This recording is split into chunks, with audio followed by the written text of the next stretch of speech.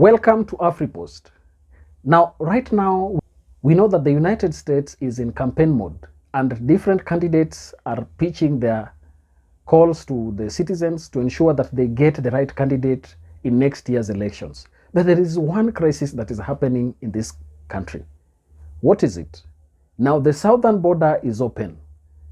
Migrants from Mexico are coming and entering in the country. People are silent all over because if you look at what the Democrats are doing, they're supporting the asylum seekers to come and have a better life in their country. But what is the effect of this migrant crisis that is happening in United States? You cannot keep bringing immigrants in. The city does not have the money. You cannot track them. You ain't tracking them good at the police station. You don't know their name, but you want to spread them all over the city. It is unsanitary, it's unsafe, and it's just not right. Many Republicans are saying that this is the crisis of the Joe Biden administration and that he welcomed it and allowed people to just come in without any control. You remember the call by Donald Trump to build the wall between Mexico and United States. That wall was built, but it seems it was not built to the extent that could stop these migrants from coming in. So there is that influx of migrants in United States. And there is a sorry state across the country, more so within the border states that are there. Right now, the governor of New York, Kathy Hochul, has called for Joe Biden and his administration to find a way of addressing this migrant crisis, because right now the hotels in New York are overbooked. And remember, this is at the expense of United States taxpayers. They have come in, they get monthly stipend, they get accommodations in flashy and luxurious hotels.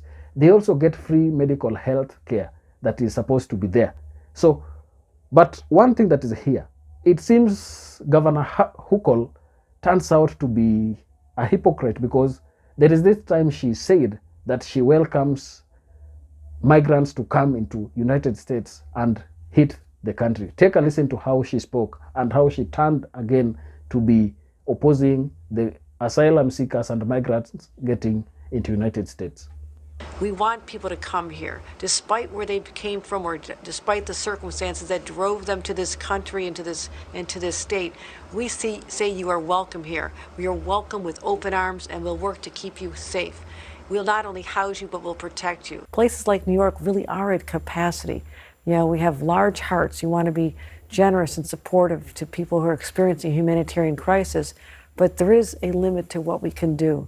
So the fear would probably be, and I don't want to speak for them, but you have to ensure that we can also have controls at the borders and not welcome even more people to come who think they're going to come for the job. So this is a good approach, and I thank the president for having a limit. This is for people who came before July 31st, so it's not an enticement for more to come after. I think that was an important consideration.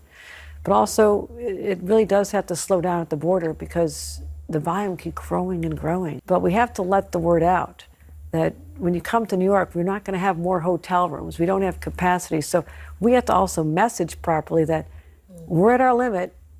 If you're going to leave your country, go somewhere else. But the smarter thing is to apply for asylum before you leave your country. Now, if you take a listen to her, she's saying that right now, people or migrants should go to different places. They should not just come to New York. So it's like what she called the medicine she wanted to administer to the state has come, and it has come in excess. Migrants are coming in, and they're coming in thick and fast, especially right now that we are in an election fever. We are going to see what the Joe Biden administration is going to take to ensure that the migrant crisis is solved. This is really a serious issue that Donald Trump and Joe Biden must find a way for any of them who will get elected to ensure that the countries within their borders have a way in which they can sort out economical issues that are affecting and are letting this kind of immigration to continue. Thank you, and let's meet in our next video.